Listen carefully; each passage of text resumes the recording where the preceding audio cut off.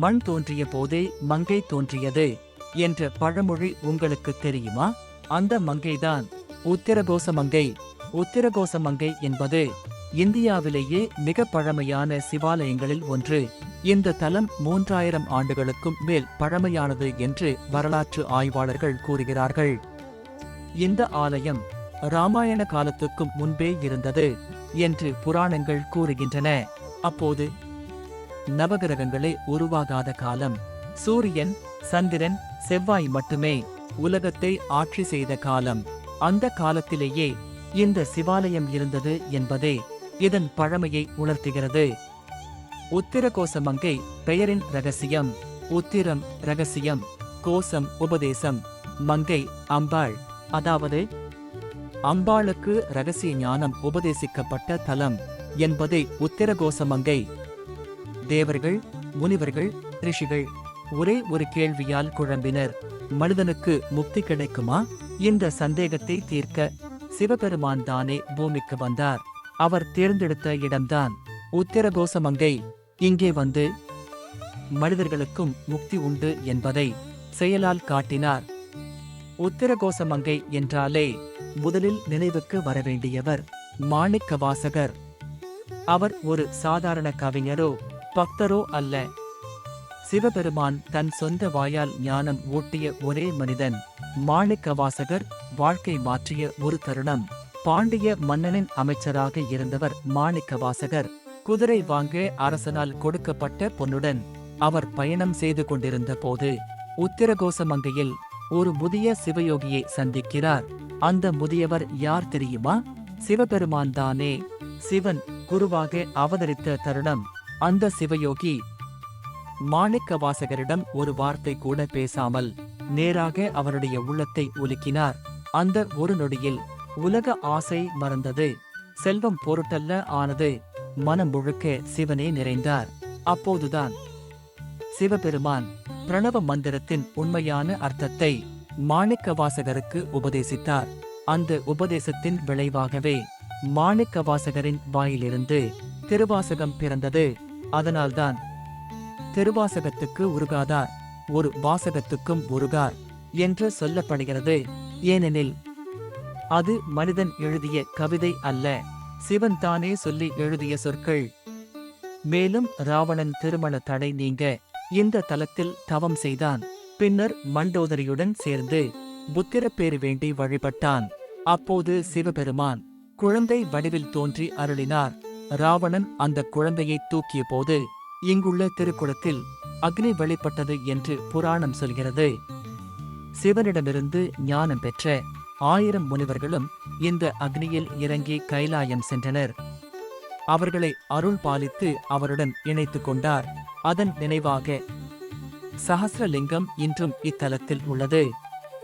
இங்கேதான் உலகிலேயே முதலில் நடராஜர் நடனமாடி அருள் பாலித்தார். அதற்கு பிறகுதான் சிதம்பரத்தில் அருள் பாலித்தார். இங்குள்ள நடராஜர் சாதாரண நடராஜர் அல்ல, மரகத கல்லால் உருவான அபூர்வமான நடராஜர்.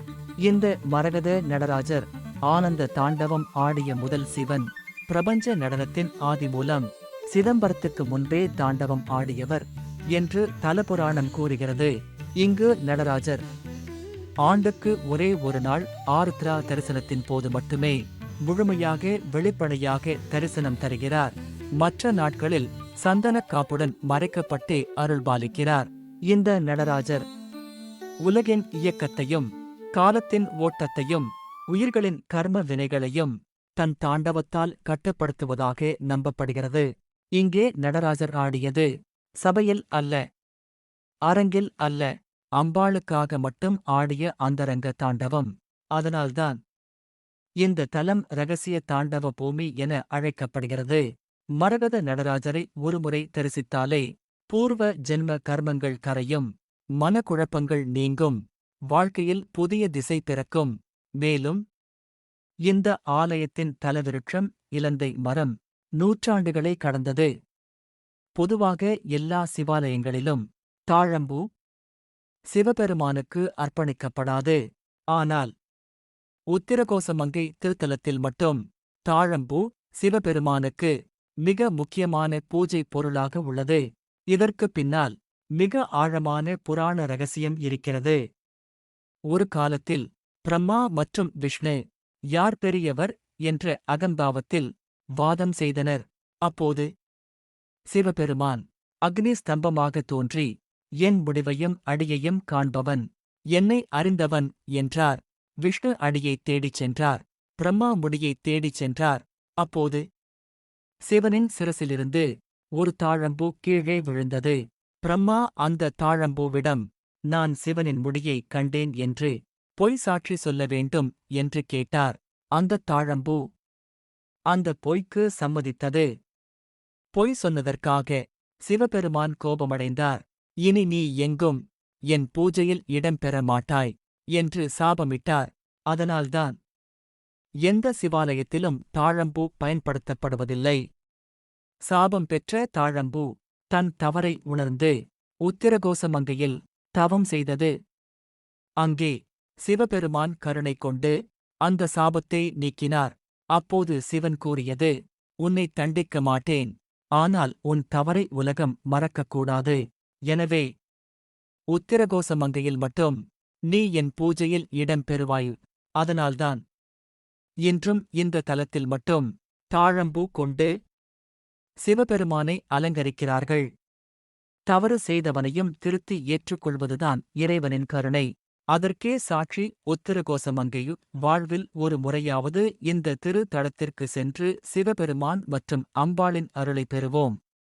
கைபேசி நிறைந்த காலத்திலும் குழந்தைகளின் மனதில் திருவாசகத்துக்கு ஒரு இடம் கொடுப்போம்.